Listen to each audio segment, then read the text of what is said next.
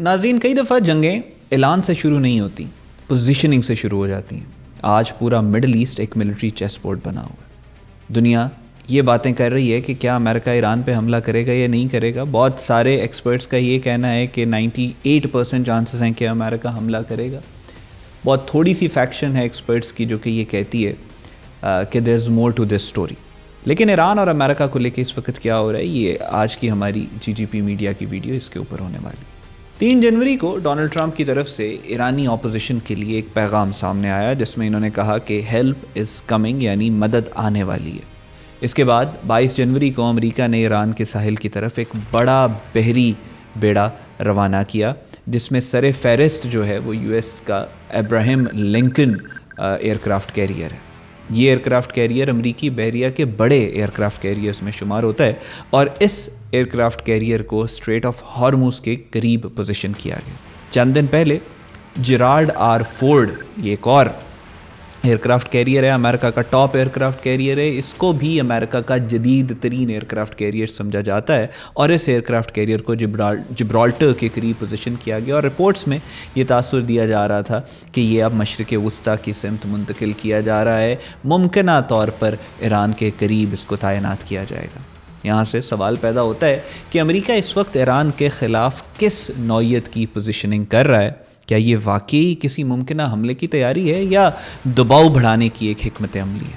اس وقت امریکہ کی حکمت عملی کو 3 پہلوؤں سے سمجھا جا سکتا ہے۔ سب سے پہلے نیول بلڈ اپ ہے، پھر ایئر بلڈ اپ ہے یعنی فضائی طاقت کی تیاری، اور پھر ڈپلومیٹک بلڈ اپ ہے، سفارتی دباؤ، ایگریسو ڈپلومیٹک ریٹرک۔ امریکہ اور ایران کے درمیان میں ایک ممکنہ نیوکلیئر ڈیل پر بھی بات چیت ہو رہی ہے جس میں امریکہ اور ایران کا جو نیوکلیئر پروگرام ہے اس کے متعلق بہت سارے اس کے پہلو جو ہیں وہ زیر بحث ہیں۔ بظاہر امریکہ اپنی فوجی نقل و حرکت کو پریشر ٹیکٹک کے طور پر استعمال کر رہا ہے تاکہ ایران کو اپنی شرائط کے قریب لایا جا سکے، اور یہ حکمت عملی کا ایک سفارتی پہلو ہے۔ لیکن اگر اسی دوران امریکی فوج کی خطے میں بڑھتی ہوئی تعیناتی کو دیکھا جائے تو یہ صرف سفارتی سرگرمی سے مطابقت نہیں رکھتی۔ دیر از نو کمپیریزن بٹوین دا ڈپلومیٹک جو ان کے انڈیورز ہیں اور پھر یہ جو اتنی میسو موومنٹ ہو رہی ہے گراؤنڈ کے اوپر۔ امریکہ جس انداز سے ایران کے قریب اپنی عسکری موجودگی بڑھا رہا ہے وہ کم سے کم ایک واضح اسٹریٹجک اور آپٹیکل پیغام ضرور دیتا ہے کہ واشنگٹن ایران کے معاملے میں کس سمت یا کس سطح پر چیزوں کو لے کے جانا چاہتا ہے۔ امریکہ نے اپنے 2 بڑے ایئرکرافٹ کیریئرز کو عریبین سی اور میڈیٹرینین سی میں تعینات کیا ہے۔ اس کے ساتھ تقریباً 11 ایئر ڈیفنس ڈسٹرائرز ہیں، 3 لائٹ کامبیٹ شپس ہیں اور at least 3 attack submarines ہیں جو کہ ٹاماہاک مسل سے لیس ہیں، اور یہ تمام تعیناتی ایران کے ارد گرد ہے۔ اس وقت امریکہ 1/3 of America's navy is surrounding Iran at the moment. اگر اس تعیناتی کو اسٹریٹجک ایسپیکٹ سے دیکھا جائے تو اس کا مقصد بظاہر ایران کے گرد ایک قسم کا بحری دباؤ یا محدود سمندری گھیراؤ قائم کرنا ہے تاکہ کسی بھی ممکنہ کارروائی کی صورت میں فوری اور مربوط میزائل حملہ جو ہے وہ کیا جا سکے۔ عسکری ماہرین کے مطابق ایسے سیٹ اپ میں ابتدائی مرحلہ عام طور پر کروز مسلز کے بڑے پیمانے پر حملے جن کو سیلوو سٹرائکس کہتے ہیں اس پر مشتمل ہوتا ہے۔ اس کا ہدف مخالف ملک کی air defence network, radar systems اور کمانڈ اینڈ کنٹرول بنکرز کو تباہ کرنا ہوتا ہے۔ مقصد یہ ہوتا ہے کہ فضائی برتری حاصل کرنے سے پہلے دفاعی صلاحیت کو کمزور کر دیا جائے، یعنی امریکہ کا یہی پلان ہے ایران کے لیے۔ اس میں انٹرسٹنگ بات یہ ہے کہ اس مرتبہ امریکہ کی جو فضائی حکمت عملی ہے، یعنی جس کے تھرو امریکہ جو ایئر سپیریورٹی گین کرنا چاہتا ہے، وہ پچھلی اسٹریٹجی سے تھوڑی سی مختلف ہے۔ روایتی طور پر امریکہ مشرق وسطیٰ میں موجود اپنی بڑی فضائی تنصیبات پر انحصار کرتا ہے، لیکن موجودہ نقل و حرکت سے تاثر ملتا ہے کہ واشنگٹن مکمل طور پر انہی اڈوں پر، یعنی جو مڈل ایسٹ کے اندر اس کی بیسز ہیں 40 سے زیادہ، ان کے اوپر انحصار نہیں کر رہا۔ رپورٹس سامنے آ رہی ہیں کہ امریکہ بڑی تعداد میں C-17 جہاز یا جو گلوب ماسٹرز ہوتے ہیں C-5 C-17 ان کا استعمال کر کے اپنی ایئر ڈیفنس بیٹریز کو تو لے کے آ رہا ہے ان بیسز کو پروٹیکٹ کرنے کے لیے، لیکن اس کے ساتھ ساتھ فضائی ریفیولنگ جو طیارے ہیں جن کو ایئر ٹینکرز کہا جاتا ہے ان کی غیر معمولی نقل و حرکت بھی دیکھی جا رہی ہے، جن میں سے کچھ نے برطانیہ میں اب سے چند دن پہلے قیام کیا اپنے خود کو ریفیول کرنے کے لیے۔ تو اس کا مطلب یہ ہے کہ امریکہ اگر کوئی فضائی کارروائی کرتا ہے ایران کے خلاف تو امریکہ اپنے یورپی اتحادیوں مثلاً برطانیہ، سائپرس، گریس، ان ممالک کا استعمال کرے گا.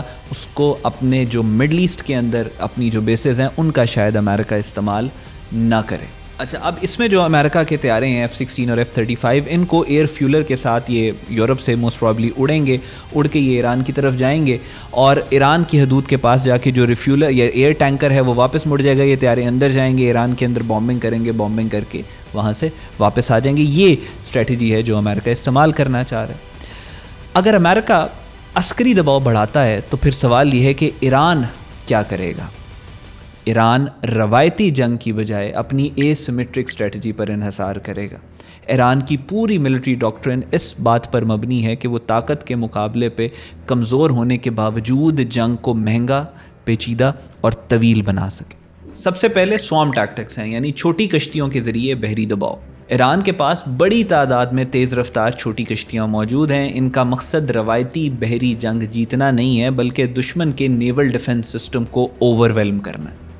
اس تصور کے تحت درجنوں یا سینکڑوں کشتیاں ایک بڑے بحری ہدف، مثال کے طور پہ امریکن ایئر کرافٹ کیریئر ہے یا ان کی اسکاٹ شپس ہیں، ان کی طرف بیک وقت بڑھیں گے. اب جو دفاعی نظام ہوگا اس بحری بیڑے کا وہ ہر سمت سے آنے والے خطرات میں مصروف ہوتا جائے گا اور اسی ہجوم میں سے کچھ حملہ آور جہاز کے قریب پہنچ کر اس کی آپریشنل کیپیسٹی کو متاثر کرنے کی کوشش کریں گے. اچھا، ایران کی سب سے بڑی جو اسٹریٹجک ایڈوانٹیج ایران کو حاصل ہے وہ ایران کی جیوگرافی ہے. اسٹریٹ آف ہارموز کے اہم حصے ایران کے ساحل کے قریب ہیں جس سے اسے میری ٹائم ٹیرف پر اثر انداز ہونے کی صلاحیت ملتی ہے. ایران کے پاس بڑی تعداد میں سی مائنز موجود ہیں جنہیں ڈپلوائے کر کے وہ نہ صرف امریکی بیریا کی رسائی محدود کر سکتا ہے بلکہ عالمی انرجی سپلائی کو بھی متاثر کر سکتا ہے، کیونکہ دنیا کے تیل کی بڑی مقدار اسی راستے سے گزرتی ہے.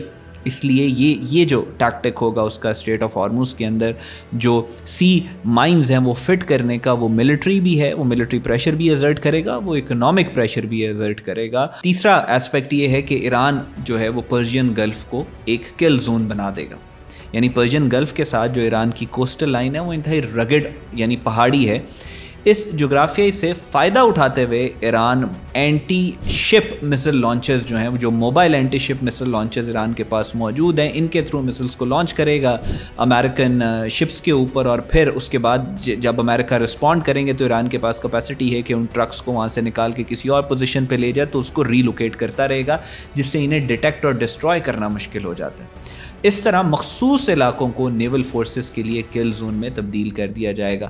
چوتھی امپورٹنٹ بات یہ ہے کہ پرشین گلف کا پانی نسبتاً شیلو ہے، جس سے بڑی سب مرینز جو کہ امریکہ کی سب مرینز ہیں ان کی کارکردگی بہت ریسٹرکٹ ہو جاتی ہے، محدود ہو جاتی ہے. اس ماحول میں مڈجٹ سب مرینز زیادہ مؤثر ہوتی ہیں. یہ خاموشی سے قریب آ کر مائنز بچھا سکتی ہیں یا مختصر فاصلے سے حملہ کر سکتی ہیں، جس سے نیول آپریشنز پیچیدہ ہو جاتے ہیں. ایران کے پاس یہ مڈجٹ سب مرینز موجود ہیں اور ایران ان کو پوزیشننگ بھی کر رہا ہے، ڈپلوائے کرنے کی بھی کوشش کر رہا ہے. پانچواں امپورٹنٹ فیکٹر یہ ہے کہ ایران مڈل ایسٹ کا ڈرون سپر پاور ہے.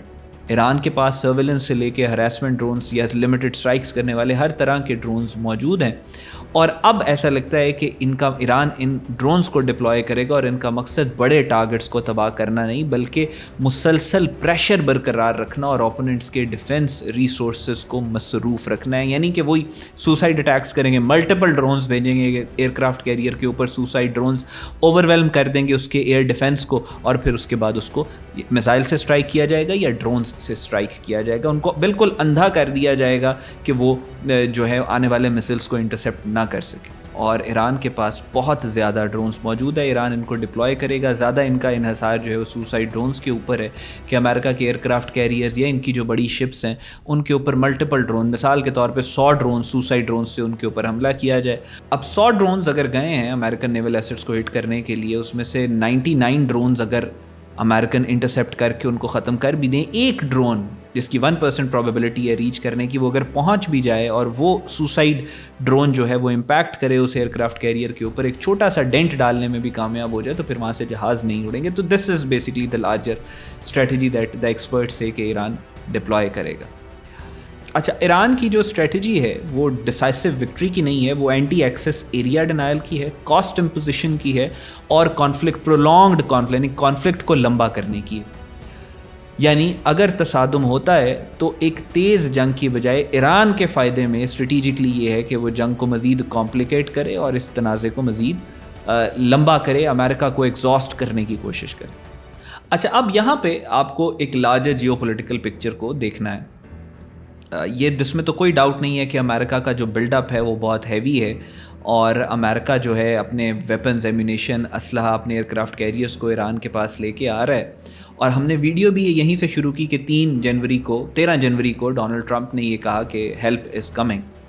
لیکن اس کے ساتھ ساتھ اسی جنوری کے مہینے میں ڈونلڈ ٹرمپ نے مارکو روبیو اور جے ڈی وینس کو اپنے ساتھ بٹھایا اور بٹھا کر یہ کہا کہ we will hit Iran where it hurts the most but boots on ground is not an option. We'll be hitting them very hard where it hurts, and that doesn't mean boots on the ground, but it means hitting them very, very hard. اور اس کے ساتھ ساتھ آپ اگر back drop میں بھی دیکھیں کہ امریکہ نے کس طریقے سے ریسنٹلی جو ایران اسرائیل وار تھی اس میں امریکہ نے وہ B-2 بامبرز والا سارا ایک آپٹیکل ایک سٹنٹ کریٹ کیا، اور پھر اس نے B-2 بامبرز نے ایران کے اندر جا کے ہٹ کیا. ڈونلڈ ٹرمپ نے کہا کہ ہم نے ان کے نیوکلیئر ایسٹس کو ہٹ، نیوکلیئر جو پلانٹس ہیں ان کو ہٹ کر دیا ہے، اور ایران نے کہا کہ ہم نے وہ نیوکلیئر پلانٹس بہت عرصہ پہلے خالی کر دیے تھے. اور پھر جواب میں ایران نے قطر کے اوپر، امریکن ایئر بیس کے اوپر اٹیک کیا، اور امریکہ نے کہا کہ ہم نے وہاں سے اپنے جہاز نکال لیے تھے، ایک فیس سیونگ دے دی گئی. یہاں پہ بھی امریکہ نوز کہ ایران کے اوپر حملہ is not as simple as it sounds.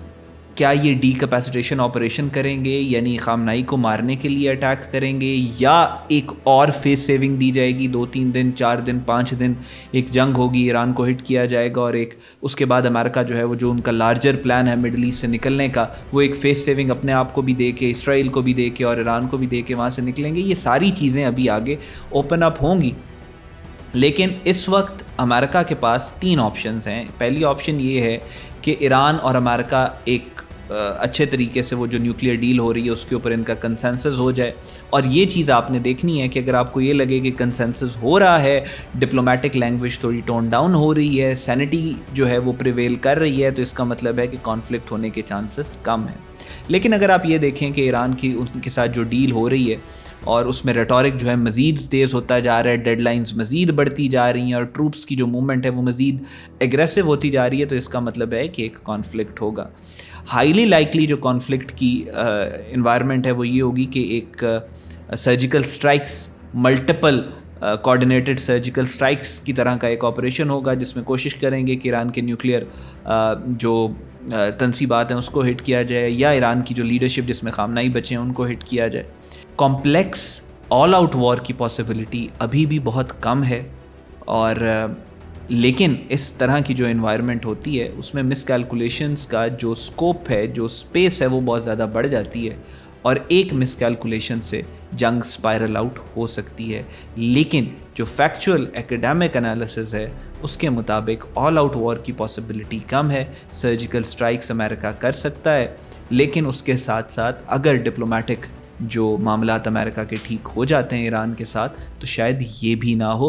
اس کی مثال ماضی میں موجود ہے کہ ایک طرف ڈونلڈ ٹرمپ نے کہا کہ ایویکویٹ تہران، یعنی ایک نیوکلیئر تھریٹ دیا، اور اس کے ایک دن کے بعد کہا کہ ہم پیس اور امن کی بات کر رہے ہیں، اور B-2 بامبرز کے بعد اس کو امن کی بات کر دی گئی. فیس سیونگ جو ہے وہ ایک بہت امپورٹنٹ ایسپیکٹ ہے. شاید دوبارہ فیس سیونگ دی جائے. مجھے ایسا لگتا ہے کہ سرجیکل سٹرائکس چھوٹی جس طرح سے پہلے B-2 بامبرز والی کی تھی اسی طریقے سے شاید امریکہ کرے, اور اس کے بعد ایک فیس سیونگ ایران کو بھی مل جائے, امریکہ کو بھی مل جائے, اسرائیل کو بھی مل جائے. لیکن چیزیں کس طرف جاتی ہیں یہ وقت ہی بتائے گا. کچھ سرٹنٹی کے ساتھ تو کچھ بھی نہیں کہا جا سکتا. چیزیں ابھی بھی بہت زیادہ فلوئڈ ہیں. آگے جس طریقے سے حالات انفولڈ ہوتے رہیں گے ہم آپ کے ساتھ شیئر کرتے رہیں گے. فی الحال اتنا ہی.